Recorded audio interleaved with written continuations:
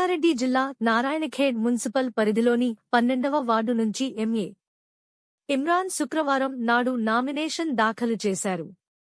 ఈ సందర్భంగా ఆయన మాట్లాడుతూ ప్రజల మధ్య ఉండి సేవలు అందిస్తానని, భవిష్యత్తులో కూడా వార్డు అభివృద్ధికి అంకితభావంతో పనిచేస్తానని తెలిపారు. ప్రజల విశ్వాసంతో జర్గాని సమగ్ర అభివృద్ధి కోసం నిరంతరం కృషి చేస్తానని ఆయన అన్నారు.